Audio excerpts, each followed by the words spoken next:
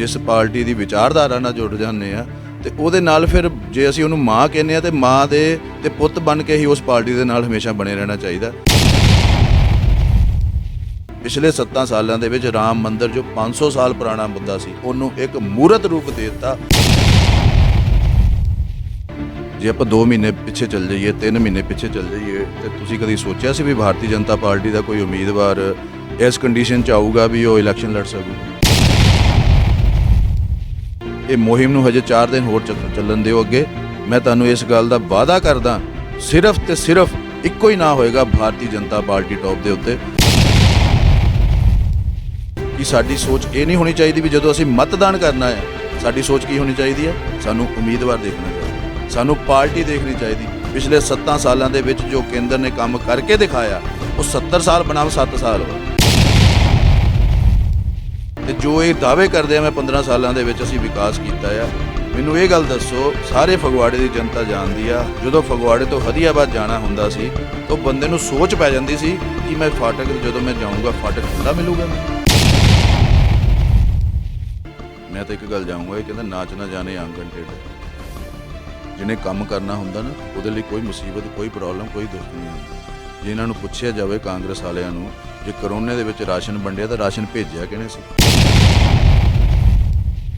ਜੇ ਇੱਕ ਚੀਜ਼ ਸਾਨੂੰ ਅੱਗਿਓਂ ਆਈ ਆ, ਅਸੀਂ ਫ੍ਰੀ ਆਈ ਆ, ਅਸੀਂ ਉਹ ਵੀ ਲੋਕਾਂ ਤੱਕ ਨਹੀਂ ਪਹੁੰਚਾ ਸਕਦੇ ਤਾਂ ਮੈਂ ਉਸ ਨਿਕੰਮੇਪਨ ਦੀ ਕਿਤੇ ਵੀ ਚਰਚਾ ਨਹੀਂ ਕਰਨਾ ਚਾਹੁੰਦਾ। ਭਾਰਤੀ ਜਨਤਾ ਪਾਰਟੀ ਕੋ 2 ਹੀ ਮੁੱਦੇ ਹੁੰਦੇ ਆ, ਜਾਂ ਰਾਮ ਮੰਦਿਰ ਜਾਂ 370 ਧਾਰਾ, ਲੇਕਿਨ ਕਦੀ ਇਹ ਤਰੀਕ ਨਹੀਂ ਦੱਸਦੇ। ਜਦੋਂ ਗੱਲ ਕਰਦੇ ਸੀ 370 ਧਾਰਾ ਨਹੀਂ ਹਟ ਸਕਦੀ, 370 ਧਾਰਾ ਹਟੇਗੀ ਤਾਂ ਜਾਂ ਖੂਨ ਕੀ ਨਦੀਆਂ ਵਹਿ ਜਾਏਗੀ।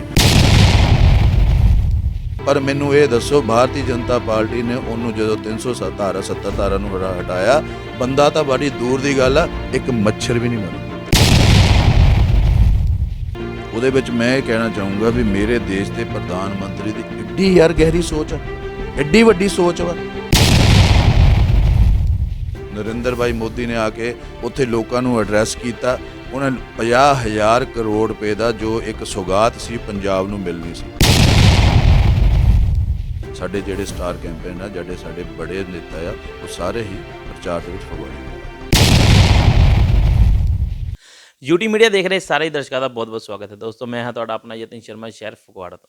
ਦੋਸਤੋ, ਹਰ ਪਾਰਟੀ ਦੇ ਉਮੀਦਵਾਰ ਆਪਣੇ ਆਪਣੇ ਤਰੀਕੇ ਦੇ ਨਾਲ ਲੋਕਾਂ ਤੱਕ ਪਹੁੰਚਣ ਦੀਆਂ ਕੋਸ਼ਿਸ਼ਾਂ ਕਰ ਰਹੇ ਨੇ। ਚੋਣ ਪ੍ਰਚਾਰ ਪੁਰਜ਼ੋਰਾਂ 'ਤੇ ਹੈ ਅਤੇ ਇਲੈਕਸ਼ਨਾਂ ਨੂੰ ਸਿਰਫ ਤੇ ਸਿਰਫ 15 ਦਿਨ ਹੀ ਬਾਕੀ ਨੇ। ਸੋ ਅੱਜ ਅਸੀਂ ਤੁਹਾਡੀ ਉਸ ਵਿਅਕਤੀ ਦੇ ਨਾਲ ਮੁਲਾਕਾਤ ਕਰਾਉਣ ਜਾ ਰਹੇ ਹਾਂ ਜਿਹੜੇ ਕਿ ਭਾਜਪਾ ਦੇ ਸਿਪੇ ਸਲਾਰ ਵਜੋਂ ਜਾਣੇ ਜਾਂਦੇ ਨੇ ਅਤੇ ਬਹੁਤ ਹੀ ਸਮੇਂ ਤੋਂ ਭਾਜਪਾ ਦੇ ਨਾਲ ਜੁੜੇ ਨੇ ਅਤੇ ਲੋਕਾਂ ਦੇ ਵਿੱਚ ਵਿਚਰਦੇ ਰਹਿੰਦੇ ਨੇ। ਸੋ ਮੇਰੀ ਮੁਰਾਦ ਪੰਕਜ ਚਾਵਲਾ ਜੀ ਨੇ। ਪੰਕਜ ਜੀ, ਬਹੁਤ ਬਹੁਤ ਸਵਾਗਤ ਹੈ ਤੁਹਾਡਾ ਸਾਡੇ ਚੈਨਲ 'ਤੇ। ਪਹਿਲਾਂ ਤਾਂ ਜਤਿਨ ਜੀ ਤੁਹਾਡਾ ਬਹੁਤ ਬਹੁਤ ਧੰਨਵਾਦ, ਤੁਹਾਡੇ ਯੂਟੀ ਚੈਨਲ ਦਾ ਬਹੁਤ ਧੰਨਵਾਦ ਵੀ ਤੁਸੀਂ ਮੈਨੂੰ ਇਸ ਕਾਬਲ ਸਮਝਿਆ, ਸਮਾਂ ਦਿੱਤਾ। ਦੇਖੋ, ਪਾਰਟੀ ਨੂੰ ਜਿਹੜੀ ਮਾਂ ਕਹਿੰਦੇ ਆ ਤਾਂ ਵਾਸਤਵ ਦੇ ਵਿੱਚ ਹੀ ਮਾਂ ਬਣ ਕੇ, ਮਾਂ ਨੂੰ ਬਣਾ ਕੇ ਉਹਦੇ ਨਾਲ ਚੱਲਣਾ ਚਾਹੀਦਾ। ਕਿਉਂਕਿ ਜਦੋਂ ਮਾਂ ਵੀ ਨਹੀਂ ਬਦਲੀ ਜਾ ਸਕਦੀ ਤਾਂ ਪਾਰਟੀ ਵੀ ਨਹੀਂ ਬਦਲੀ ਜਾ ਸਕਦੀ। ਪਾਰਟੀ ਨੂੰ ਅਸੀਂ ਤਾਂ ਹੀ ਮਾਂ ਕਹਿੰਦੇ ਆ ਨਾ, ਕਿਉਂਕਿ ਜੇ ਅਸੀਂ ਕਹੀਏ ਵੀ ਸਾਡੀ ਮਾਂ ਜਿਹਨੇ ਸਾਨੂੰ ਜਨਮ ਦਿੱਤਾ ਆ ਉਹਨੂੰ ਬਦਲਿਆ ਜਾ ਨਹੀਂ ਪੋਸੀਬਲ। ਅਤੇ ਅਸੀਂ ਜਿਹਦੇ ਨਾਲ ਅਸੀਂ ਭਾਵਨਾਤਮਕ ਰੂਪ ਦੇ ਨਾਲ ਅਸੀਂ ਜੁੜ ਜਾਂਦੇ ਹਾਂ, ਜਿਸ ਪਾਰਟੀ ਦੀ ਵਿਚਾਰਧਾਰਾ ਨਾਲ ਜੁੜ ਜਾਂਦੇ ਹਾਂ ਅਤੇ ਉਹਦੇ ਨਾਲ ਫਿਰ ਜੇ ਅਸੀਂ ਉਹਨੂੰ ਮਾਂ ਕਹਿੰਦੇ ਹਾਂ ਤਾਂ ਮਾਂ ਦੇ ਤੇ ਪੁੱਤ ਬਣ ਕੇ ਹੀ ਉਸ ਪਾਰਟੀ ਦੇ ਨਾਲ ਹਮੇਸ਼ਾ ਬਣੇ ਰਹਿਣਾ ਚਾਹੀਦਾ। ਇਸੇ ਕਰਕੇ ਦੇਖੋ, ਫਗਵਾੜੇ ਦੇ ਵਿੱਚ ਪੰਕਜ ਚਾਵਲਾ ਬਹੁਤ ਰਹਿੰਦੇ ਆ, ਪਰ ਜੇ ਪੰਕਜ ਚਾਵਲਾ ਦੀ ਪਹਿਚਾਣ ਹੈਗੀ ਹੈ ਤਾਂ ਸਿਰਫ ਤੇ ਸਿਰਫ ਭਾਰਤੀ ਜਨਤਾ ਪਾਰਟੀ ਕਰਕੇ ਹੈਗੀ ਹੈ। ਭਾਰਤੀ ਜਨਤਾ ਪਾਰਟੀ ਨੇ ਇੰਨਾ ਮਾਨ ਸਨਮਾਨ ਦਿੱਤਾ, ਇਸ ਕਰਕੇ ਅਸੀਂ ਉਹਨੂੰ ਕਹਿੰਦੇ ਵੀ ਅਸੀਂ ਸਾਨੂੰ ਉਹ ਜਿਹੜੀ ਮਾਂ ਦੇ ਰੂਪ ਦੇ ਵਿੱਚ ਸਾਡੀ ਹਰ ਵੇਲੇ ਬੀਜੇਪੀ ਪਾਰਟੀ ਸਾਡੇ ਨਾਲ। ਸੋ ਪੰਕਜ ਜੀ, ਹੁਣ ਗੱਲ ਕਰਦੇ ਹਾਂ ਆਪਾਂ ਚੁਣਾਵ ਦੀ। 15 ਦਿਨ ਰਹਿ ਗਏ ਨੇ ਚੋਣਾਂ ਨੂੰ ਅਤੇ ਫਗਵਾੜੇ ਦੇ ਵਿੱਚ ਸਿਰਫ ਤੇ ਸਿਰਫ 3 ਪਾਰਟੀਆਂ ਦਾ ਜ਼ਿਕਰ ਚੱਲ ਰਿਹਾ ਹੈ, ਭਾਜਪਾ, ਕਾਂਗਰਸ ਅਤੇ ਆਮ ਆਦਮੀ ਪਾਰਟੀ। ਕੀ ਕਹਿਣਾ ਚਾਹੋਗੇ ਇਹਦੇ ਬਾਰੇ? ਦੇਖੋ, ਅੱਜ ਇਲੈਕਸ਼ਨ ਦੀ ਮੁਹਿੰਮ ਸਟਾਰਟ ਹੋਏ ਨੂੰ ਮੇਰੇ ਖਿਆਲ 4 ਦਿਨ ਹੋਏ ਆ। ਜੇ ਆਪਾਂ 2 ਮਹੀਨੇ ਪਿੱਛੇ ਚੱਲ ਜਾਈਏ, 3 ਮਹੀਨੇ ਪਿੱਛੇ ਚੱਲ ਜਾਈਏ ਤਾਂ ਤੁਸੀਂ ਕਦੀ ਸੋਚਿਆ ਸੀ ਵੀ ਭਾਰਤੀ ਜਨਤਾ ਪਾਰਟੀ ਦਾ ਕੋਈ ਉਮੀਦਵਾਰ ਇਸ ਕੰਡੀਸ਼ਨ 'ਚ ਆਊਗਾ ਵੀ ਉਹ ਇਲੈਕਸ਼ਨ ਲੜ ਸਕੂਗਾ? ਨਹੀਂ ਸੋਚਿਆ ਸੀ ਨਾ। ਆ 5 ਦਿਨ ਦੇ ਵਿੱਚ ਤੁਸੀਂ ਸਾਨੂੰ ਇਸ ਪੱਧਰ ਦੇ ਉੱਤੇ ਲੈ ਵੀ 3 ਪਾਰਟੀਆਂ ਨਾਲ ਸਾਡਾ ਮੁਕਾਬਲਾ ਦੱਸਣ ਲੱਗ ਪਏ ਆ। ਇਹ ਮੁਹਿੰਮ ਨੂੰ ਹਜੇ 4 ਦਿਨ ਹੋਰ ਚੱਲਣ ਦਿਓ ਅੱਗੇ। ਮੈਂ ਤੁਹਾਨੂੰ ਇਸ ਗੱਲ ਦਾ ਵਾਅਦਾ ਕਰਦਾ ਸਿਰਫ ਤੇ ਸਿਰਫ ਇੱਕੋ ਹੀ ਨਾਂ ਹੋਏਗਾ ਭਾਰਤੀ ਜਨਤਾ ਪਾਰਟੀ ਟੌਪ ਦੇ ਉੱਤੇ। ਹੋਰ ਫਗਵਾੜੇ ਦੀ ਜਨਤਾ ਕਿਸੇ, ਕਿਉਂਕਿ ਫਗਵਾੜੇ ਦੀ ਜਨਤਾ ਨੇ ਸਭ ਕੁਝ ਸਾਰਿਆਂ ਦਾ ਦੇਖ ਲਿਆ ਹੋਇਆ। ਜੇ ਕੋਈ ਰਾਸ਼ਟਰ ਹਿੱਤ ਦੀ ਗੱਲ ਕਰਦਾ, ਜੇ ਕੋਈ ਨੈਸ਼ਨਲਿਜ਼ਮ ਦੀ ਗੱਲ ਕਰਦਾ, ਤਾਂ ਸਿਰਫ ਇੱਕੋ ਹੀ ਆ, ਸਾਡਾ ਨਰਿੰਦਰ ਭਾਈ ਮੋਦੀ ਤੇ ਭਾਰਤੀ ਜਨਤਾ ਪਾਰਟੀ। ਇਹ ਆਉਣ ਵਾਲੇ 3 ਦਿਨ ਦੇ ਵਿੱਚ, 4 ਦਿਨ ਦੇ ਵਿੱਚ ਤੁਸੀਂ ਮੁਹਿੰਮ ਦੇਖੋਗੇ, ਲੋਕਾਂ ਦੇ ਬੱਚੇ ਦੀ ਜ਼ੁਬਾਨ ਤੇ ਇੱਕੋ ਹੀ ਨਾਂ ਹੋਊਗਾ, ਭਾਰਤੀ ਜਨਤਾ ਪਾਰਟੀ, ਭਾਰਤੀ ਜਨਤਾ ਪਾਰਟੀ। ਸੋ ਇਹ ਤਾਂ ਹੋ ਗਈ ਭਾਰਤੀ ਜਨਤਾ ਪਾਰਟੀ ਦੀ ਗੱਲ ਕਰਦੇ ਹਾਂ ਹੁਣ ਜਿਹੜਾ ਦੂਸਰਾ ਤੁਹਾਡਾ ਵਿਰੋਧੀ ਧਿਰ ਹੈ, ਆਮ ਆਦਮੀ ਪਾਰਟੀ ਦਾ ਕਹਿਣਾ ਸੀ ਕਿ ਅਸੀਂ ਆਪਣੇ ਉਮੀਦਵਾਰ ਖੜੇ ਕਰਾਂਗੇ, ਨਵੇਂ ਉਮੀਦਵਾਰ ਖੜੇ ਕਰਾਂਗੇ ਤੇ ਉਹਨਾਂ ਨੂੰ ਜਿਤਾਵਾਂਗੇ ਤੇ ਆਪਣੀ ਨਵੀਂ ਸੋਚ ਲੈ ਕੇ ਆਵਾਂਗੇ। ਜਿਹੜੀ ਗੱਲ ਤੁਸੀਂ ਮੈਨੂੰ ਪੁੱਛ ਰਹੇ ਆ, ਮੈਂ ਤੁਹਾਡੇ ਕੋਲ ਉਸ ਗੱਲ ਦਾ ਜਵਾਬ ਪੁੱਛਦਾ ਵੀ ਕੀ ਉਹ ਵਾਕਈ ਨਵਾਂ ਕੈਂਡੀਡੇਟ ਹੈਗਾ ਜੀ? ਦੇਖੋ, ਨਵੀਂ ਬੋਤਲ ਦੇ ਵਿੱਚ ਪੁਰਾਣੀ ਸ਼ਰਾਬ ਪਾ ਕੇ ਆਪਾਂ ਉਹੀ ਗੱਲ ਨੂੰ ਰਿਪੀਟ ਕਰੀਏ ਵੀ ਇਹ ਦੇਖੋ ਜੀ ਨਵਾਂ ਕੈਂਡੀਡੇਟ ਦੇ ਦਿੱਤਾ। ਵੈਸੇ ਤਾਂ ਮੈਂ ਤੁਹਾਡੇ ਕੋਲ ਇਹ ਗੱਲ ਪੁੱਛਣਾ ਚਾਹੁੰਦਾ, ਕਿੱਥੇ ਆਪ ਦੀ ਸੋਚ? ਮੈਨੂੰ ਤਾਂ ਕਿਤੇ ਨਜ਼ਰ ਨਹੀਂ ਆਉਂਦਾ ਆਪ ਦਾ ਕਿਸੇ ਬੰਦਾ ਤੇ। ਮੈਂ ਇੱਕ ਗੱਲ ਕਹਿਣਾ ਹੁੰਦਾ ਲੋਕਾਂ ਨੂੰ, ਆਪਾਂ ਜਦੋਂ ਵੀ ਕੰਨਿਆਦਾਨ ਕਰਦੇ ਆ ਤਾਂ ਬੜਾ ਸੋਚ ਕੇ ਕਰਦੇ ਆ, ਕਿਉਂਕਿ ਬੰਦੇ ਦੀ ਜ਼ਿੰਦਗੀ ਦੇ ਵਿੱਚ ਸਭ ਤੋਂ ਮਹੱਤਵਪੂਰਨ ਕੰਮ ਆ ਕੰਨਿਆਦਾਨ। ਕੰਨਿਆਦਾਨ ਕਰਦੇ ਆ, ਅਸੀਂ ਮੁੰਡਾ ਦੇਖਦੇ ਆ, ਮੁੰਡੇ ਦਾ ਖਾਨਦਾਨ ਦੇਖਦੇ ਆ, ਉਹਦੇ ਪਰਿਵਾਰ ਬਾਰੇ ਦੇਖਦੇ ਆ, ਉਹਦੇ ਪਿਛੋਕੜ ਵੱਲ ਦੇਖਦੇ ਆ। ਕਿ ਸਾਡੀ ਸੋਚ ਇਹ ਨਹੀਂ ਹੋਣੀ ਚਾਹੀਦੀ ਵੀ ਜਦੋਂ ਅਸੀਂ ਮਤਦਾਨ ਕਰਨਾ ਆ, ਸਾਡੀ ਸੋਚ ਕੀ ਹੋਣੀ ਚਾਹੀਦੀ ਹੈ? ਸਾਨੂੰ ਉਮੀਦਵਾਰ ਦੇਖਣਾ ਚਾਹੀਦਾ, ਸਾਨੂੰ ਪਾਰਟੀ ਦੇਖਣੀ ਚਾਹੀਦੀ, ਉਸ ਪਾਰਟੀ ਦੀ ਵਿਚਾਰਧਾਰਾ ਦੇਖਣੀ ਚਾਹੀਦੀ, ਉਸ ਪਾਰਟੀ ਦੀ ਸੋਚ ਦੇਖਣੀ ਚਾਹੀਦੀ ਹੈ, ਤਾਂ ਹੀ ਮਤਦਾਨ ਕਰਨਾ ਚਾਹੀਦਾ। ਮੈਂ ਲੋਕਾਂ ਦੇ ਅੱਗੇ, ਮੈਂ ਫਗਵਾੜੇ ਦੀ ਜਨਤਾ ਬਹੁਤ ਸਮਝਦਾਰ ਆ, ਸਭ ਕੁਝ ਦੇਖ ਰਹੀ ਆ। ਪਿਛਲੇ 7 ਸਾਲਾਂ ਦੇ ਵਿੱਚ ਜੋ ਕੇਂਦਰ ਨੇ ਕੰਮ ਕਰਕੇ ਦਿਖਾਇਆ, ਉਹ 70 ਸਾਲ ਬਨਾਮ 7 ਸਾਲ ਵਾ। ਤੇ ਇਹ ਸੋਚੋ ਵੀ ਪੰਜਾਬ ਦੇ ਵਿੱਚ ਜਦੋਂ ਭਾਰਤੀ ਜਨਤਾ ਪਾਰਟੀ ਦੀ ਨਿਰੋਲ ਸਰਕਾਰ ਬਣੂਗੀ, ਉੱਪਰ ਨਰਿੰਦਰ ਭਾਈ ਮੋਦੀ ਬੈਠੂਗੇ, ਤੇ ਪੰਜਾਬ ਇੱਕ ਵਾਰੀ ਫਿਰ ਸਾਡਾ ਜੋ ਆ ਉਹ ਖਿੜਿਆ ਫੁੱਲ ਬਣ ਕੇ ਆਏਗਾ। ਪਰ ਜੋਗਿੰਦਰ ਸਿੰਘ ਮਾਨ ਹਰ ਇੰਟਰਵਿਊ 'ਚ ਇਹ ਕਹਿੰਦੇ ਨਜ਼ਰ ਆਉਂਦੇ ਨੇ ਵੀ ਮੈਂ 3 ਵਾਰੀ MLA ਰਿਹਾ ਵਾਂ, ਤ੍ਰਿਪਦ ਤੇ ਵੀ ਰਿਹਾ ਵਾਂ, ਤੇ ਕੀ 15 ਸਾਲਾਂ ਦੇ ਵਿੱਚ ਉਹਨਾਂ ਨੇ ਇਹੋ ਜਿਹੇ ਫਗਵਾੜੇ 'ਚ ਕੰਮ ਕੀਤੇ ਨੇ ਕਿ ਫਗਵਾੜਾ ਵਾਸੀਆਂ ਨੂੰ ਉਹ ਗਿਣਾ ਸਕਣ? ਮੈਂ ਪਹਿਲੀ ਗੱਲ ਤਾਂ ਇਹ ਆ ਜੀ, ਕਿਸੇ ਦੇ ਉੱਤੇ ਕੋਈ ਪ੍ਰਤੱਖ ਗੱਲ ਕਿਸੇ ਦੀ ਨਹੀਂ ਕਰਨੀ। ਮੈਂ ਤਾਂ ਆਪਣੀ ਗੱਲ ਕਰਨੀ, ਆਪਣੀ ਪਾਰਟੀ ਦੀ ਗੱਲ ਕਰਨੀ, ਆਪਣੇ ਉਮੀਦਵਾਰ ਦੀ ਗੱਲ ਕਰਨੀ। ਮੈਂ ਜਤਨ ਜੀ ਤੁਹਾਡੇ ਥਰੂ ਫਗਵਾੜੇ ਦੀ ਜਨਤਾ ਨੂੰ ਦੱਸਣਾ ਵੀ ਚਾਹੁੰਦਾ ਤੇ ਪੁੱਛਣਾ ਵੀ ਚਾਹੁੰਦਾ, ਤੇ ਜੋ ਇਹ ਦਾਅਵੇ ਕਰਦੇ ਆ ਮੈਂ 15 ਸਾਲਾਂ ਦੇ ਵਿੱਚ ਅਸੀਂ ਵਿਕਾਸ ਕੀਤਾ ਆ, ਮੈਨੂੰ ਇਹ ਗੱਲ ਦੱਸੋ, ਸਾਰੇ ਫਗਵਾੜੇ ਦੀ ਜਨਤਾ ਜਾਣਦੀ ਆ, ਹਦੀਆਬਾਦ, ਜਦੋਂ ਫਗਵਾੜੇ ਤੋਂ ਹਦੀਆਬਾਦ ਜਾਣਾ ਹੁੰਦਾ ਸੀ, ਮੰਨ ਲਓ ਕਿਸੇ ਕੋਈ ਬਿਮਾਰ ਹੋ ਜਾਂਦਾ ਸੀ, ਕੋਈ ਕਿਸੇ ਦੀ ਡੈਥ ਹੋ ਜਾਂਦੀ ਸੀ, ਕਿਸੇ ਦਾ ਦੁੱਖ ਸੁੱਖ ਆ ਜਾਂਦਾ ਸੀ, ਤਾਂ ਬੰਦੇ ਨੂੰ ਸੋਚ ਪੈ ਜਾਂਦੀ ਸੀ ਕਿ ਮੈਂ ਫਾਟਕ ਜਦੋਂ ਮੈਂ ਜਾਊਂਗਾ ਫਾਟਕ ਖੁੱਲ੍ਹਾ ਮਿਲੂਗਾ ਮੈਨੂੰ, ਕੀ ਮੈਂ ਦੁੱਖ ਤਕਲੀਫ ਤੇ ਡਾਕਟਰ ਕੋਲ ਪਹੁੰਚ ਸਕੂੰਗਾ ਆਪਣੇ ਬੰਦੇ ਲੈ ਜਾ ਕੇ, ਕੀ ਮੈਂ ਕਿਸੇ ਦੇ ਸੰਸਕਾਰ ਤੇ, ਕਿਸੇ ਦੇ ਸੁੱਖ ਤੇ, ਕਿਸੇ ਦੁੱਖ ਤੇ ਟਾਈਮ ਸਿਰ ਪਹੁੰਚ ਸਕੂੰਗਾ? ਤੁਸੀਂ ਦੱਸੋ, ਇਹ ਹੈ ਸੀ ਪੋਸੀਬਲ ਗੱਲ? ਇਹ ਕਿਹਨੇ ਕੰਮ ਕਰਾਇਆ? ਚੌਧਰੀ ਸਵਰਨਾ ਰਾਮ ਨੇ। ਚੌਧਰੀ ਸਵਰਨਾ ਰਾਮ ਕੌਣ ਸੀ?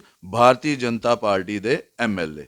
100 ਬੈੱਡ ਦਾ ਸਿਵਲ ਹਸਪੀਟਲ ਫਗਵਾੜੇ ਦੀ ਇੰਨੀ ਮਾੜੀ ਸਿਵਲ ਹਸਪੀਟਲ ਦੀ ਦੁਰਦਸ਼ਾ ਸੀ, ਜੇ ਬਿਲਡਿੰਗ ਬਣਾਈ 100 ਬੈੱਡ ਦਾ ਬਣਾਇਆ, ਕਿਹਨੇ ਬਣਾਇਆ? ਚੌਧਰੀ ਸਵਰਨਾ ਰਾਮ ਨੇ। ਚੌਧਰੀ ਸਵਰਨਾ ਰਾਮ ਕੌਣ ਸੀ? ਭਾਰਤੀ ਜਨਤਾ ਪਾਰਟੀ ਦਾ MLA। ਬੱਸ ਸਟੈਂਡ ਬਣਾਇਆ, ਬੱਸ ਸਟੈਂਡ ਦੀ ਤੁਸੀਂ ਹਾਲਤ ਦੇਖਦੇ ਸੀ ਕੀ ਆ? ਬੱਸ ਸਟੈਂਡ ਕਿਹਨੇ ਬਣਾਇਆ? ਭਾਰਤੀ ਜਨਤਾ ਪਾਰਟੀ ਦੇ ਉਮੀਦਵਾਰ MLA ਚੌਧਰੀ ਸਵਰਨਾ ਰਾਮ ਨੇ। ਬਾਈਪਾਸ ਬਣਾਇਆ, ਕਿਹਨੇ ਬਣਾਇਆ? ਭਾਰਤੀ ਜਨਤਾ ਪਾਰਟੀ ਦੇ MLA ਨੇ। ਆਡੀਟੋਰੀਅਮ ਬਣਾਇਆ, ਕਿਹਨੇ ਬਣਾਇਆ? ਭਾਰਤੀ ਜਨਤਾ ਪਾਰਟੀ ਦੇ MLA ਸੋਮ ਪ੍ਰਕਾਸ਼ ਨੇ। ਐਲੀਵੇਟਰ ਪੁਲ ਬਣਾਇਆ, ਕਿਹਨੇ ਬਣਾਇਆ? ਭਾਰਤੀ ਜਨਤਾ ਪਾਰਟੀ ਦੇ ਕੇਂਦਰੀ ਮੰਤਰੀ ਮਾਨਨੀय ਸ਼੍ਰੀ ਵਿਜੇ ਸਾਂਪਲਾ ਜੀ ਨੇ। ਪਾਸਪੋਰਟ ਆਫਿਸ ਬਣਾਇਆ, ਵਿਜੇ ਸਾਂਪਲਾ ਜੀ ਨੇ। ਏਅਰਪੋਰਟ ਬਣਾਇਆ, ਜਦੋਂ ਏਅਰਪੋਰਟ ਦੀ ਗੱਲ ਹੁੰਦੀ ਸੀਗੀ ਤਾਂ ਜਿਹੜਾ ਇੰਡਸਟਰੀ ਬੰਦਾ ਸੀ ਜਾਂ ਆਮ ਬੰਦਾ ਸੀ, ਉਹ ਹੱਸਦਾ ਸੀ ਵੀ ਜਲੰਧਰ ਏਅਰਪੋਰਟ ਬਣ ਜਾਊਗਾ। ਲੇਕਿਨ ਉਸ ਚੀਜ਼ ਨੂੰ ਸਾਕਸ਼ਾਤ ਸਵਰੂਪ ਜਿਹੜਾ ਦਿੱਤਾ, ਉਹ ਕਿਹਨੇ ਦਿੱਤਾ? ਸਾਡੇ ਮਾਨਨੀय ਸ਼੍ਰੀ ਵਿਜੇ ਸਾਂਪਲਾ ਜੀ ਨੇ। ਇਸ ਤੋਂ ਤੁਸੀਂ ਉਮੀਦ ਲਾ ਲਓ ਵੀ ਭਾਰਤੀ ਜਨਤਾ ਪਾਰਟੀ ਜੇ ਆਉਣ ਵਾਲੇ ਟਾਈਮ 'ਚ ਸਰਕਾਰ ਬਣ ਜਾਏਗੀ ਤਾਂ ਤੁਸੀਂ ਇਹ ਦੇਖੋ ਵਿਕਾਸ ਦੀਆਂ ਕਿਹੜੀਆਂ ਆਪਾਂ ਬੁਲੰਦੀਆਂ ਆ ਜਿਹੜੀਆਂ ਅਸੀਂ ਨਹੀਂ ਛੂ ਸਕਾਂਗੇ। ਸੋ ਭਾਰਤੀ ਜਨਤਾ ਪਾਰਟੀ ਨੇ ਫਗਵਾੜੇ ਨੂੰ ਤੇ ਦੁਆਬੇ ਨੂੰ ਬੜੀਆਂ ਦੇਣ ਦਿੱਤੀਆਂ ਨੇ। ਕਾਂਗਰਸ ਪਾਰਟੀ ਵੀ ਦਾਅਵੇ ਕਰਦੀ ਹੈ ਵੀ ਸਾਡੀ ਵਾਰੀ ਜੀ ਕਰੋਨਾ ਆ ਗਿਆ, ਅਸੀਂ ਕਰੋਨਾ ਵਿੱਚ ਲੋਕਾਂ ਨੂੰ ਲੰਗਰ ਵੰਡਿਆ, ਅਸੀਂ ਜੀ ਲੋਕਾਂ ਦੇ ਘਰ ਘਰ ਰਾਸ਼ਨ ਪਹੁੰਚਾਇਆ। ਕੀ ਕਹਿਣਾ ਚਾਹੋਗੇ ਇਸ ਬਾਰੇ? ਮੈਂ ਤਾਂ ਇੱਕ ਗੱਲ ਜਾਊਂਗਾ, ਇਹ ਕਹਿੰਦਾ ਨਾਚ ਨਾ ਜਾਣੇ ਆਂਗਣ ਟੇਢਾ। ਜਿਹਨੇ ਕੰਮ ਕਰਨਾ ਹੁੰਦਾ ਨਾ, ਉਹਦੇ ਲਈ ਕੋਈ ਮੁਸੀਬਤ, ਕੋਈ ਪ੍ਰੋਬਲਮ, ਕੋਈ ਦੁੱਖ ਨਹੀਂ ਹੁੰਦੀ। ਜੇ ਇਹਨਾਂ ਨੂੰ ਪੁੱਛਿਆ ਜਾਵੇ ਕਾਂਗਰਸ ਵਾਲਿਆਂ ਨੂੰ, ਜੇ ਕਰੋਨੇ ਦੇ ਵਿੱਚ ਰਾਸ਼ਨ ਵੰਡਿਆ ਤਾਂ ਰਾਸ਼ਨ ਭੇਜਿਆ ਕਿਹਨੇ ਸੀ? ਸਾਡੇ ਮਾਨਨੀय ਨਰਿੰਦਰ ਭਾਈ ਮੋਦੀ ਨੇ। ਜਿੱਥੇ ਇਹਨਾਂ ਨੇ ਆਪਣੀਆਂ ਫੋਟੋਆਂ ਲਾ ਕੇ, ਆਪਣੇ ਕਾਂਗਰਸ ਦਾ ਲਾ ਕੇ ਉਹ ਵੀ ਲੋਕਾਂ ਕੋਲ ਪੂਰਾ ਨਹੀਂ ਪਹੁੰਚਿਆ। ਜੇ ਇੱਕ ਚੀਜ਼ ਸਾਨੂੰ ਅੱਗਿਓਂ ਆਈ ਆ, ਅਸੀਂ ਫ੍ਰੀ ਆਈ ਆ, ਅਸੀਂ ਉਹ ਵੀ ਲੋਕਾਂ ਤੱਕ ਨਹੀਂ ਪਹੁੰਚਾ ਸਕਦੇ, ਤਾਂ ਮੈਂ ਉਸ ਨਿਕੰਮੇਪਨ ਦੀ ਕਿਤੇ ਵੀ ਚਰਚਾ ਨਹੀਂ ਕਰਨਾ ਚਾਹੁੰਦਾ। ਉਹ ਕਰੋਨਾ ਕਾਲ ਦੇ ਵਿੱਚ ਜਿਹੜੀਆਂ ਗੱਲਾਂ ਕਰਦੇ ਆ, ਜੇ ਆਲ ਓਵਰ ਤੁਸੀਂ ਸਾਰੇ ਹਿੰਦੁਸਤਾਨ ਦੇ ਵਿੱਚ ਕੀ ਸਾਰੀ ਦੁਨੀਆ ਦੇ ਵਿੱਚ ਉਹ ਕਰੋਨਾ ਕਾਲ ਦਾ ਮਾੜਾ ਟਾਈਮ ਆਇਆ ਸੀਗਾ। ਉਹਦੇ ਵਿੱਚ ਦੇਖੋ ਜਿੱਥੇ ਜਿੱਥੇ ਭਾਰਤੀ ਜਨਤਾ ਪਾਰਟੀ ਦੀ ਸਰਕਾਰ ਸੀ ਜਾਂ ਜਿੱਥੇ ਨਹੀਂ ਵੀ ਸੀ, ਉੱਥੇ ਵੀ ਸਾਡੇ ਸਵੈ ਸੇਵਕਾਂ ਨੇ ਅੱਗੇ ਹੋ ਕੇ ਘਰੋਂ ਨਿਕਲ ਕੇ ਆਪਣੀ ਜਾਨ ਦੀ ਪਰਵਾਹ ਕੀਤੇ ਬਿਨਾਂ ਲੋਕਾਂ ਨੂੰ ਸਮਾਨ ਵੀ ਪਹੁੰਚਾਇਆ, ਉਹਨਾਂ ਦੀ ਮਦਦ ਵੀ ਕੀਤੀ, ਆਰਥਿਕ ਤੌਰ ਤੇ ਵੀ ਕੀਤੀ ਤੇ ਵੈਸੇ ਵੀ ਮਦਦ ਕੀਤੀ। ਇਹਦੇ ਬਾਰੇ ਸਾਨੂੰ ਕਹਿਣ ਦੀ ਲੋੜ ਨਹੀਂ। ਜੋਗੀ ਜੀ ਬਾਰੇ ਆਸਟ੍ਰੇਲੀਆ ਦੇ ਪ੍ਰਧਾਨ ਮੰਤਰੀ ਦਾ ਬਿਆਨ ਆਇਆ ਸੀ ਵੀ ਕਾਸ਼ ਸਾਡੇ ਕੋਲ ਵੀ ਇਦਾਂ ਦਾ ਕੋਈ ਮੁੱਖ ਮੰਤਰੀ ਹੋਵੇ ਜਿਹਨੇ ਕਰੋਨਾ ਕਾਲ ਦੇ ਵਿੱਚ ਯੂਪੀ ਦੇ ਵਿੱਚ ਕੰਮ ਕੀਤਾ। 22 ਕਰੋੜ ਦੀ ਆਬਾਦੀ ਦੇ ਵਿੱਚ ਐਡੀ ਵੱਡੀ ਗੱਲ ਕਰਨੀ, ਐਡਾ ਵੱਡਾ ਕੰਮ ਕਰਨਾ, ਔਰ ਤੁਹਾਡਾ ਇੱਕ ਦੂਸਰੇ ਦੇਸ਼ ਦਾ ਰਾਸ਼ਟਰਪਤੀ, ਦੂਸਰੇ ਦੇਸ਼ ਦਾ ਪ੍ਰਧਾਨ ਮੰਤਰੀ ਸਾਡੇ ਦੇਸ਼ ਦੇ ਮੁੱਖ ਮੰਤਰੀ ਨੂੰ, ਸਾਡੇ ਪ੍ਰਦੇਸ਼ ਦੇ ਮੁੱਖ ਮੰਤਰੀ ਦੀ ਤਾਰੀਫ ਕਰ ਲਿਆ। ਉਹਦੇ ਵਿੱਚ ਕੁਛ ਨਾ ਕੋਈ ਤਾਂ ਕੁਆਲਿਟੀ ਹੋਊਗੀ ਨਾ, ਤਾਂ ਹੀ ਉਹਨਾਂ ਨੇ ਕੀਤੀ ਨਾ ਤਾਰੀਫ। ਅੱਜ ਤੁਸੀਂ ਦੇਖਦੇ ਆ ਉੱਤਰ ਪ੍ਰਦੇਸ਼ ਦੇ ਵਿੱਚ, ਤੁਸੀਂ ਵੀ ਜਾਂਦੇ ਰਹੇ ਆ, ਮੈਂ ਵੀ ਜਾਂਦਾ ਰਿਹਾ, ਸਾਡੇ ਧਾਰਮਿਕ ਸਥਾਨ ਵੀ ਉੱਥੇ ਸਾਰੇ ਆ। ਅਸੀਂ ਹਰ ਵੇਲੇ ਕੀ ਬੀਜੇਪੀ ਦੇ ਉੱਤੇ ਐਲੀਗੇਸ਼ਨ ਲੱਗਦਾ ਸੀ ਵੀ ਜਦੋਂ ਇਲੈਕਸ਼ਨ ਆਉਂਦਾ ਜੀ ਭਾਰਤੀ ਜਨਤਾ ਪਾਰਟੀ ਕੋਲ ਦੋ ਹੀ ਮੁੱਦੇ ਹੁੰਦੇ ਆ, ਜਾਂ ਰਾਮ ਮੰਦਿਰ ਜਾਂ 370 ਧਾਰਾ, ਲੇਕਿਨ ਕਦੀ ਇਹ ਤਰੀਕ ਨਹੀਂ ਦੱਸਦੇ। ਅੱਜ ਮੈਂ ਉਹਨਾਂ ਲੋਕਾਂ ਨੂੰ ਕਹਿਣਾ ਚਾਹੁੰਦਾ ਵੀ ਭਾਰਤੀ ਜਨਤਾ ਪਾਰਟੀ ਨੇ ਆਪਣੇ ਪਿਛਲੇ 7 ਸਾਲਾਂ ਦੇ ਵਿੱਚ ਰਾਮ ਮੰਦਿਰ ਜੋ 500 ਸਾਲ ਪੁਰਾਣਾ ਮੁੱਦਾ ਸੀ, ਔਰ ਸਾਡੀਆਂ ਧਾਰਮਿਕ ਭਾਵਨਾਵਾਂ ਸਾਰੀਆਂ ਦੀਆਂ, ਜਿਹਦੇ ਵਿੱਚ ਤੁਸੀਂ ਵੀ ਆ, ਜਿਹੜਾ ਵੀ ਭਗਵਾਨ ਰਾਮ ਦੀ ਆਸਥਾ ਦੇ ਵਿੱਚ ਵਿਸ਼ਵਾਸ ਰੱਖਦਾ, ਉਹ ਸਾਰੀਆਂ ਜਿਹੜੇ ਬੰਦਿਆਂ ਦੀਆਂ ਭਾਵਨਾਵਾਂ ਜੁੜੀਆਂ ਸੀ, ਉਹਨੂੰ ਇੱਕ ਮੂਰਤ ਰੂਪ ਦੇ ਦਿੱਤਾ। ਔਰ ਮੈਂ ਤੁਹਾਨੂੰ ਇਸ ਗੱਲ ਦੀ, ਸਾਨੂੰ ਖੁਸ਼ੀ ਆ, ਸਾਡੇ ਪੋਤੇ ਪੜਪੋਤੇ ਜਦੋਂ ਹੋਣਗੇ ਉਹ ਇਸ ਗੱਲ ਦਾ ਮਾਣ ਕਰਨਗੇ ਵੀ ਭਗਵਾਨ ਰਾਮ ਦਾ ਜਦੋਂ ਮੰਦਿਰ ਬਣਿਆ ਸੀ ਉਹਦੇ ਵਿੱਚ ਸਾਡੇ ਦਾਦੇ ਦਾ, ਸਾਡੇ ਪੜਦਾਦੇ ਦਾ ਯੋਗਦਾਨ ਆ। ਉਹ ਮੰਦਿਰ ਬਣਾਉਣਾ ਕੋਈ ਵੱਡੀ ਗੱਲ ਨਹੀਂ ਸੀ। ਹਿੰਦੁਸਤਾਨ ਦੇ ਵਿੱਚ ਐਡੇ ਐਡੇ ਮਹਾਦਾਨੀ ਬੈਠੇ ਆ, ਇੱਕ ਬੰਦਾ ਚਾਹਵੇ ਸਾਰਾ ਮੰਦਿਰ ਬਣਾ ਕੇ ਦੇ ਸਕਦਾ ਸੀ, ਪਰ ਸਾਡੇ ਭਾਰਤੀ ਜਨਤਾ ਪਾਰਟੀ, ਸਾਡੇ ਸੰਤਾਂ ਦੀ ਸੋਚ ਨੂੰ ਲੈ ਕੇ ਇਹ ਸੀ ਵੀ ਉਸ ਦੇ ਵਿੱਚ ਸਾਰੇ ਹਿੰਦੁਸਤਾਨ ਦੇ ਇੱਕ ਇੱਕ ਬੰਦੇ ਦਾ ਯੋਗਦਾਨ ਹੋਵੇ, ਹਿੰਦੁਸਤਾਨ ਦੇ ਇੱਕ ਇੱਕ ਧਾਰਮਿਕ ਜਗ੍ਹਾ ਦੀ ਮਿੱਟੀ ਉੱਥੇ ਲੱਗੇ, ਹਿੰਦੁਸਤਾਨ ਦੀਆਂ ਜਿੰਨੀਆਂ ਵੀ ਨਦੀਆਂ ਆ ਉਹਨਾਂ ਸਾਰਿਆਂ ਦਾ ਜਲ ਉੱਥੇ ਲੱਗੇ। ਦੂਜੀ ਗੱਲ 370 ਧਾਰਾ ਦੀ, ਜਦੋਂ ਗੱਲ ਕਰਦੇ ਸੀ 370 ਧਾਰਾ ਨਹੀਂ ਹਟ ਸਕਦੀ, 370 ਧਾਰਾ ਹਟੇਗੀ ਤਾਂ यहाँ खून की नदियाँ बह जाएंगी, ਇਹ ਕਾਂਗਰਸ ਵੀ ਕਹਿੰਦੀ ਸੀ, ਇਹ ਉੱਥੇ ਦੀਆਂ ਲੋਕਲ ਪਾਰਟੀਆਂ ਵੀ ਕਹਿੰਦੀਆਂ ਸੀ। ਪਰ ਮੈਨੂੰ ਇਹ ਦੱਸੋ, ਭਾਰਤੀ ਜਨਤਾ ਪਾਰਟੀ ਨੇ ਉਹਨੂੰ ਜਦੋਂ 370 ਧਾਰਾ ਨੂੰ ਹਟਾਇਆ, ਬੰਦਾ ਤਾਂ ਬੜੀ ਦੂਰ ਦੀ ਗੱਲ ਆ, ਇੱਕ ਮੱਛਰ ਵੀ ਨਹੀਂ ਮਰਨ ਦਿੱਤਾ। ਤੀਜਾ ਸਭ ਤੋਂ ਜਿਹੜਾ ਸੀਗਾ, ਸਾਡੀਆਂ ਮੁਸਲਮਾਨ ਭੈਣਾਂ ਨੂੰ ਕੀ ਹੁੰਦਾ ਸੀਗਾ, ਜਦੋਂ ਕੋਈ ਗੱਲ ਥੋੜ੍ਹੀ ਜਿਹੀ ਤਲਾਕ ਕਰਕੇ ਉਹਨਾਂ ਦਾ ਜੀਵਨ ਬਰਬਾਦ। ਇਹ ਦੇਖੋ, ਕਿਸੇ ਦੀ ਵੀ ਧੀ ਭੈਣ ਹੋਵੇ, ਸਭ ਦੀ ਸਾਂਝੀ ਹੋਣੀ ਚਾਹੀਦੀ ਆ। ਅੱਜ ਦੀ ਡੇਟ ਦੇ ਵਿੱਚ ਸਾਡੀ ਮੁਸਲਿਮ ਭੈਣਾਂ ਇੰਨੀਆਂ ਖੁਸ਼ ਆ ਵੀ ਜਦੋਂ ਤਿੰਨ ਤਲਾਕ ਦੇ ਉੱਤੇ ਜਿਹੜਾ ਕਾਨੂੰਨ ਪਾਸ ਕਰਤਾ ਆ, ਉਹ ਕਿਹਦੀ ਦੇਣ ਆ? ਸਿਰਫ ਤੇ ਸਿਰਫ ਭਾਰਤੀ ਜਨਤਾ ਪਾਰਟੀ ਦੀ। ਇਸ ਕਰਕੇ ਭਾਰਤੀ ਜਨਤਾ ਪਾਰਟੀ ਦਾ ਆਉਣ ਵਾਲੇ ਟਾਈਮ ਦੇ ਵਿੱਚ, ਇਹ ਮੈਂ ਨਹੀਂ ਕਹਿੰਦਾ, ਤੁਸੀਂ ਆਪਣੇ ਆਪ ਦੇਖੋ ਵਿਦੇਸ਼ ਦੇ ਵਿੱਚ ਕਿੰਨਾ ਸਾਡਾ ਮਾਣ ਸਾਡੇ ਦੇਸ਼ ਦੇ ਪ੍ਰਧਾਨ ਮੰਤਰੀ ਨੇ ਬਣਾਇਆ, ਔਰ ਜੋ ਸਾਡੀ ਸੋਚ ਸੀਗੀ, ਜੋ ਸਾਡਾ ਪਹਿਲਾ ਰਾਸ਼ਟਰ ਸੀਗਾ ਵਿਸ਼ਵ ਗੁਰੂ ਬਣਨ ਦੀ ਕੰਡੀਸ਼ਨ, ਅੱਜ ਅਸੀਂ ਉਸ ਕੰਡੀਸ਼ਨ ਵੱਲ ਨੂੰ ਚੱਲ ਰਹੇ ਹਾਂ। ਔਰ ਸੋਨੇ ਦੀ ਚਿੜੀਆ ਮਤਲਬ ਇਹ ਨਹੀਂ ਵੀ ਇੱਥੇ ਸੋਨੇ ਦੀ ਚਿੜੀਆ ਬਣ ਜਾਣ। ਸੋਨੇ ਦੀ ਚਿੜੀਆ ਦਾ ਮਤਲਬ ਆ ਹਿੰਦੁਸਤਾਨ ਦਾ ਹਰ ਵਾਸੀ ਉਹ ਜਿਹੜਾ ਖੁਸ਼ਹਾਲ ਹੋਵੇ, ਆਰਥਿਕ ਰੂਪ ਤੇ ਵੀ, ਸਮਾਜਿਕ ਰੂਪ ਤੇ ਵੀ, ਤੇ ਆਪਣਾ ਸੋਸ਼ਲ ਰੂਪ ਤੇ ਵੀ। ਚਲੋ ਇਹ ਤਾਂ ਗੱਲ ਹੋ ਗਈ 370 ਦੀ ਤੇ ਰਾਮ ਮੰਦਿਰ ਦੀ। ਇੱਕ ਮੁੱਦਾ ਜਿਹੜਾ ਕਿਸਾਨਾਂ ਵਾਲਾ ਵੀ ਹੁਣ ਡਿਸਕਸ ਕਰ ਲਈਏ, ਵੀ ਕਿਸਾਨਾਂ ਦੇ ਕਾਨੂੰਨ ਵੀ ਲਾਗੂ ਕੀਤੇ ਸੀ, ਉਹ ਵੀ 1.5 ਸਾਲ ਬਾਅਦ ਸਰਕਾਰ ਨੂੰ ਵਾਪਸ ਲੈਣੇ ਪਏ, ਜਦ ਕਿ ਅਜੇ ਤੱਕ ਕਦੀ ਕੋਈ ਕਾਨੂੰਨ ਵਾਪਸ ਨਹੀਂ ਲਿਆ। ਉਹਦੇ ਉੱਤੇ ਕੀ ਕਹਿਣਾ ਚਾਹੋਗੇ? ਉਹਦੇ ਵਿੱਚ ਮੈਂ ਇਹ ਕਹਿਣਾ ਚਾਹੂੰਗਾ ਵੀ ਮੇਰੇ ਦੇਸ਼ ਦੇ ਪ੍ਰਧਾਨ ਮੰਤਰੀ ਦੀ ਐਡੀ ਗਹਿਰੀ ਸੋਚ ਆ, ਐਡੀ ਵੱਡੀ ਸੋਚ ਵਾ।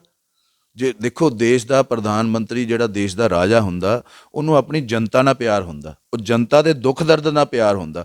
ਜਦੋਂ ਉਹਨਾਂ ਨੂੰ ਲੱਗਾ, ਉਹਨਾਂ ਨੇ ਆਪਣੇ ਵੱਲੋਂ, ਅਸੀਂ ਭਾਰਤੀ ਜਨਤਾ ਪਾਰਟੀ ਨੇ ਬਹੁਤ ਪ੍ਰਯਾਸ ਕੀਤਾ ਆਪਣੇ ਵੱਲੋਂ ਸਮਝਾਉਣ ਦਾ, ਜਦੋਂ ਉਹਨਾਂ ਨੂੰ ਲੱਗਾ ਵੀ ਅਸੀਂ ਇਹ ਲੋਕਾਂ ਨੂੰ, ਅਸੀਂ ਆਪਣੇ ਸਾਡੇ ਕਿਸਾਨ ਭਾਈਆਂ ਨੂੰ, ਕਿਸਾਨ ਵੀਰਾਂ ਨੂੰ, ਭੋਲੇ ਭਾਲੇ ਵੀਰਾਂ ਨੂੰ ਨਹੀਂ ਸਮਝਾ ਸਕੇ, ਇਹਨੂੰ ਰਾਜਨੀਤਿਕ ਰੰਗਤ ਦਿੱਤੀ ਜਾਂਦੀ ਆ, ਤਾਂ ਮੈਂ ਉਸ ਬੰਦੇ ਦਾ ਬੜਪਣ ਕਹੂੰਗਾ, ਆਪਣੇ ਨਰਿੰਦਰ ਭਾਈ ਮੋਦੀ ਦਾ, ਜਿਹਨੇ ਮਾਫੀ ਮੰਗਦੇ ਹੋਏ ਉਹ ਤਿੰਨੇ ਕਾਨੂੰਨ ਵਾਪਸ ਲੈ ਲਏ। ਔਰ ਜਦੋਂ ਕਹਿੰਦੇ ਸਾਡੀ ਹਿੰਦੂ ਸੰਸਕ੍ਰਿਤੀ ਵਿੱਚ, ਹਿੰਦੁਸਤਾਨ ਦੀ ਸੰਸਕ੍ਰਿਤੀ ਜਦੋਂ ਕੋਈ ਮਾਫੀ ਮੰਗ ਲੈਂਦਾ ਨਾ, ਤਾਂ ਉਸ ਤੋਂ ਵੱਡਾ ਮੈਂ ਕਹਿੰਦਾ ਕੋਈ ਵੀ ਬੰਦਾ ਨਹੀਂ ਹੋ ਸਕਦਾ। ਔਰ ਉਹਦਾ ਤੁਸੀਂ ਅੱਜ ਨਤੀਜਾ ਦੇਖ ਲਓ। ਅੱਜ ਭਾਰਤੀ ਜਨਤਾ ਪਾਰਟੀ ਪੰਜਾਬ ਦੇ ਵਿੱਚ 70 ਸੀਟਾਂ ਤੇ 65 ਸੀਟਾਂ ਤੇ ਲੜ ਰਹੀ ਆ, ਔਰ ਲੋਕਾਂ ਦਾ ਤੁਸੀਂ ਉਤਸ਼ਾਹ ਦੇਖ ਰਹੇ ਆ। ਔਰ ਤੁਹਾਡੇ ਸਾਹਮਣੇ ਦਿਖਾਲਣਾ 10 ਤਰੀਕ ਨੂੰ ਭਾਰਤੀ ਜਨਤਾ ਪਾਰਟੀ ਦੀ ਪੰਜਾਬ ਦੇ ਵਿੱਚ ਨਿਰੋਲ ਸਰਕਾਰ ਬਣਨ ਜਾ ਰਹੀ ਹੈ। ਕੀ ਕਿਸਾਨ ਵੀ ਤੁਹਾਡਾ ਪ੍ਰਜੋਰ ਸਮਰਥਨ ਕਰ ਰਹੇ ਨੇ? ਬਿਲਕੁਲ ਕਰ ਰਹੇ ਆ। ਤੁਸੀਂ ਪਿਛਲੇ 20 ਦਿਨਾਂ 'ਚ 25 ਦਿਨਾਂ ਵਿੱਚ ਦੇਖੋ ਕਿੰਨੇ ਕਿਸਾਨ ਵੀਰ, ਕਿੰਨੇ ਜੱਟ ਵੀਰ ਵੀ ਭਾਰਤੀ ਜਨਤਾ ਪਾਰਟੀ ਨੂੰ ਜੁਆਇਨ ਕਰ ਰਹੇ। ਇਹ ਮੇਰੇ ਕਹਿਣ ਦੀ ਲੋੜ ਨਹੀਂ, ਆંકੜੇ ਦੇਖੋ ਤੁਸੀਂ, ਤੁਹਾਡੇ ਸਾਹਮਣੇ ਹੈ, ਔਰ ਮੀਡੀਆ ਇਸ ਗੱਲ ਨੂੰ ਉਜਾਗਰ ਕਰ ਰਹੀ ਹੈ ਵੀ ਕਿੰਨੇ ਸਾਡੇ ਜਿਹੜੇ ਕਿਸਾਨ ਭਾਈ ਆ, ਸਾਡੇ ਜੱਟ ਵੀਰ ਆ, ਉਹ ਭਾਰਤੀ ਜਨਤਾ ਪਾਰਟੀ ਨੂੰ ਐਕਸੈਪਟ ਕਰ ਰਹੇ ਆ। ਉਹ ਕਿਉਂ ਕਰ ਰਹੇ ਆ? ਵੀ ਉਹਨਾਂ ਨੂੰ ਲੱਗ ਰਿਹਾ ਵੀ ਭਾਰਤੀ ਜਨਤਾ ਪਾਰਟੀ ਜੋ ਕਹਿੰਦੀ ਆ ਉਹ ਕਰਕੇ ਦਿਖਾਉਂਦੀ ਹੈ। ਇੱਕ ਨਰਿੰਦਰ ਭਾਈ ਮੋਦੀ ਜੀ ਦੀ ਇੱਥੇ ਰੈਲੀ ਸੀ, ਉਹਦੇ ਵਿੱਚ ਪਹੁੰਚਣ ਤੋਂ ਪਹਿਲਾਂ ਹੀ ਨਰਿੰਦਰ ਮੋਦੀ ਜੀ ਦਾ ਕੋਈ ਸਿਕਿਉਰਿਟੀ ਇਸ਼ੂ ਹੋਇਆ ਵੀ ਉਹਨਾਂ ਨੂੰ ਵਾਪਸ ਮੁੜਨਾ ਪਿਆ। ਉਹ ਕਿਸ ਕਾਰਨ ਹੋਇਆ? ਕੋਈ ਸਿਕਿਉਰਿਟੀ ਇਸ਼ੂ ਨਹੀਂ ਸੀ। ਉਹ ਕਾਂਗਰਸ ਸਰਕਾਰ ਨੂੰ ਆਪਣਾ ਪਾਲਾ ਪੈ ਗਿਆ ਵੀ ਜੀ ਨਰਿੰਦਰ ਭਾਈ ਮੋਦੀ ਨੇ ਆ ਕੇ ਉੱਥੇ ਲੋਕਾਂ ਨੂੰ ਐਡਰੈਸ ਕੀਤਾ। ਉਹਨਾਂ 50,000 ਕਰੋੜ ਰੁਪਏ ਦਾ ਜੋ ਇੱਕ ਸੌਗਾਤ ਸੀ ਪੰਜਾਬ ਨੂੰ ਮਿਲਣੀ ਸੀ। ਕੀ ਤੁਸੀਂ ਦੱਸੋ ਉਹ ਜਿਹੜੀ 50,000 ਕਰੋੜ ਰੁਪਏ ਦੀ ਸੌਗਾਤ ਪੰਜਾਬ ਨੂੰ ਨਹੀਂ ਮਿਲੀ, ਉਹਦਾ ਗੁਨੇਗਾਰ ਕੌਣ ਆ? ਸਿਰਫ ਤੇ ਸਿਰਫ ਕਾਂਗਰਸ। ਕਾਂਗਰਸ ਨੇ ਪੰਜਾਬੀਆਂ ਨਾਲ, ਪੰਜਾਬੀਅਤ ਨਾਲ ਬਹੁਤ ਵੱਡਾ ਧੋਖਾ ਕੀਤਾ ਆ। ਜੇ ਉਹ ਸੌਗਾਤ ਸਾਨੂੰ ਮਿਲਦੀ, ਆ ਕੇ ਨਰਿੰਦਰ ਭਾਈ ਐਡਰੈਸ ਕਰਦੇ, ਕਾਂਗਰਸ ਨੂੰ ਇਹ ਲੱਗਣਾ ਸੀ ਇਹਨੇ ਇੱਦਾਂ ਦਾ ਮਾਹੌਲ ਬਣਾ ਜਾਣਾ ਵੀ ਸਾਡੀ ਤਾਂ ਕਿਸੇ ਪਾਸੇ, ਸਾਡੇ ਤਾਂ ਕੈਂਡੀਡੇਟਾਂ, ਸਾਡੇ ਤਾਂ ਉਮੀਦਵਾਰਾਂ ਦੀਆਂ ਜ਼ਮਾਨਤਾਂ ਜ਼ਬਤ ਹੋ ਜਾਣੀਆਂ। ਸਿਰਫ ਤੇ ਸਿਰਫ ਆਪਣੀ ਨਲਾਇਕੀ ਨੂੰ ਛੁਪਾਉਣ ਦੀ ਖਾਤਰ ਐਡਾ ਵੱਡਾ ਲੈਪਸ ਕੀਤਾ। ਔਰ ਮੈਂ ਕਾਂਗਰਸ ਦੇ ਇਹ ਬੰਦਿਆਂ ਨੂੰ ਦੱਸਣਾ ਚਾਹੀਦਾ ਵੀ ਜਿਹੜਾ ਪ੍ਰਧਾਨ ਮੰਤਰੀ ਹੁੰਦਾ ਕਿਸੇ ਇੱਕ ਪਾਰਟੀ ਦਾ ਨਹੀਂ ਹੁੰਦਾ। ਪ੍ਰਧਾਨ ਮੰਤਰੀ ਸਾਰੇ ਦੇਸ਼ ਦਾ ਪ੍ਰਧਾਨ ਮੰਤਰੀ ਹੁੰਦਾ ਆ। ਔਰ ਸਰਕਾਰ ਦੀ ਇਹ ਨੈਤਿਕ ਜ਼ਿੰਮੇਵਾਰੀ ਹੁੰਦੀ ਹੈ, ਜੋ ਮੌਜੂਦਾ ਸਰਕਾਰ ਹੁੰਦੀ ਉਹਦੀ ਨੈਤਿਕ ਜ਼ਿੰਮੇਵਾਰੀ ਹੁੰਦੀ ਹੈ ਵੀ ਅਸੀਂ ਉਹਨਾਂ ਨੂੰ ਕਿੱਦਾਂ ਉਹਨਾਂ ਦੀ ਸੁਰੱਖਿਆ ਦੇਣੀ। ਪੰਜਾਬੀ ਤਾਂ ਵੈਸੇ ਦੂਜਿਆਂ ਨੂੰ ਮਾਣ ਦੇਣ ਦੇ ਵਿੱਚ ਮਸ਼ਹੂਰ ਬਹੁਤ ਆ। ਕਿਸੇ ਦਾ ਝਗੜਾ ਹੋਵੇ, ਕਿਸੇ ਦਾ ਪੰਗਾ ਹੋਵੇ, ਪੰਜਾਬੀ ਉੱਦਾਂ ਹੀ ਅੱਗੇ ਹੋ ਕੇ ਕਰਦਾ। ਤੇ ਸਾਡੇ ਦੇਸ਼ ਦਾ ਪ੍ਰਧਾਨ ਮੰਤਰੀ, ਸਾਡੇ ਦੇਸ਼ ਦਾ ਮਾਣ, ਜਿਹਨੂੰ ਵਿਦੇਸ਼ ਦੇ ਵਿੱਚ ਇੰਨਾ ਮਾਣ ਦੇ ਰਿਹਾ ਔਰ ਜਿਹਦੇ ਕਰਕੇ ਭਾਰਤ ਦਾ ਨਾਂ ਉੱਚਾ ਹੋ ਰਿਹਾ, ਉਸ ਬੰਦੇ ਦੀ ਸੁਰੱਖਿਆ ਦੇ ਉੱਤੇ ਐਡਾ ਵੱਡਾ ਪ੍ਰਸ਼ਨ ਚਿੰਨ੍ਹ ਲਾਣਾ, ਮੈਂ ਸਿਰਫ ਤੇ ਸਿਰਫ ਕਾਂਗਰਸ ਸਰਕਾਰ ਦੀ ਨਲਾਇਕੀ ਕਹੂੰਗਾ। ਚਲੋ ਇਹ ਤਾਂ ਹੋ ਗਈ ਆਪਾਂ ਪੰਜਾਬ ਦੀ ਗੱਲ। ਆਪਾਂ ਫਗਵਾੜੇ ਦੀ ਗੱਲ ਕਰਦੇ। ਕੀ ਫਗਵਾੜੇ ਦੇ ਵਿੱਚ ਆਉਣ ਵਾਲੇ ਦਿਨਾਂ ਦੇ ਵਿੱਚ ਕੋਈ ਐਸੀ ਸ਼ਖਸੀਅਤ ਆ ਰਹੀ ਆ ਜਿਹਦੇ ਨਾਲ ਵੋਟਰ ਆਪਣੇ ਬੀਜੇਪੀ ਸਰਕਾਰ, ਬੀਜੇਪੀ ਵੱਲ ਆ ਸਕਦੇ ਨੇ? ਬੀਜੇਪੀ ਵੱਲ ਆ ਨਹੀਂ ਸਕਦੇ, ਬੀਜੇਪੀ ਵੱਲ ਆ ਗਏ ਆ। ਤੁਸੀਂ ਹੁਣੇ ਮੈਨੂੰ ਥੋੜ੍ਹੀ ਦੇਰ ਪਹਿਲੋਂ ਕਹਿ ਕੇ ਹਟੇ ਆ ਵੀ 3 ਪਾਰਟੀਆਂ ਦਾ ਕੰਪੀਟੀਸ਼ਨ ਜਿਹੜਾ ਉਮੀਦਵਾਰ ਵਿੱਚ ਆ ਰਹੇ ਆ। ਪਹਿਲੋਂ 3 ਮੈਂ ਫਿਰ ਉਹੀ ਗੱਲ ਰਿਪੀਟ ਹੋਏਗੀ। ਤੇ ਮਤਲਬ ਕੋਈ ਵੱਡੀ ਸ਼ਖਸੀਅਤ ਹਾਂ ਭਾਜਪਾ ਦੇ ਵੱਲੋਂ ਚੋਣ ਪ੍ਰਚਾਰ ਕਰਨ ਆ ਰਹੀ ਹੈ? ਬਿਲਕੁਲ ਆ ਰਹੀ ਹੈ, ਬਹੁਤ ਜਲਦੀ ਆ ਰਹੀ ਹੈ। ਇੱਕ ਪ੍ਰੋਗਰਾਮ ਤਾਂ 8-9 ਤਰੀਕ ਨੂੰ ਹੀ ਫਾਈਨਲ ਹੋ ਜਾਣਾ ਆ। ਉਸ ਤੋਂ ਬਾਅਦ ਫਿਰ 3 ਦਿਨ ਬਾਅਦ, 4 ਦਿਨ ਬਾਅਦ ਫਾਈਨਲ ਪ੍ਰੋਗਰਾਮ ਹੋਏ ਨਾ। ਸਾਡੇ ਜਿਹੜੇ ਸਟਾਰ ਕੈਂਪੇਨ ਆ, ਜਿਹੜੇ ਸਾਡੇ ਬੜੇ ਨੇਤਾ ਆ, ਉਹ ਸਾਰੇ ਹੀ ਪ੍ਰਚਾਰ ਦੇ ਵਿੱਚ ਫਗਵਾੜੇ ਵੀ ਆ ਰਹੇ ਆ। ਸੋ ਇਹ ਸਨ ਪੰਕਜ ਚਾਵਲਾ ਜੀ, ਜਿਨ੍ਹਾਂ ਦਾ ਕਹਿਣਾ ਹੈ ਕਿ ਬਹੁਤ ਹੀ ਜਲਦ ਇਹ ਵੱਡੇ ਚਿਹਰੇ ਜੋ ਫਗਵਾੜੇ ਦੇ ਵਿੱਚ ਪਧਾਰ ਰਹੇ ਨੇ ਚੋਣ ਪ੍ਰਚਾਰ ਕਰਨ ਲਈ। ਇਸੇ ਤਰ੍ਹਾਂ ਦੀਆਂ ਖਬਰਾਂ ਹੋਰ ਦੇਖਣ ਲਈ ਯੂਟੀ ਮੀਡੀਆ ਚੈਨਲ ਨੂੰ ਲਾਈਕ ਤੇ ਸਬਸਕ੍ਰਾਈਬ ਕਰੋ। ਤੇ ਮੈਂ ਹਾਂ ਤੁਹਾਡਾ ਆਪਣਾ ਯਤਿਨ ਸ਼ਰਮਾ, ਸ਼ਹਿਰ ਫਗਵਾੜਾ ਤੋਂ। ਧੰਨਵਾਦ। ਦੇਸ਼ ਵਿਦੇਸ਼ਾਂ ਦੀਆਂ ਖਬਰਾਂ ਦੇਖਣ ਲਈ ਸਬਸਕ੍ਰਾਈਬ ਕਰੋ ਸਾਡਾ ਚੈਨਲ ਤੇ ਬੈਲ ਆਈਕਨ ਦਬਾਉਣਾ ਨਾ ਭੁੱਲਣਾ।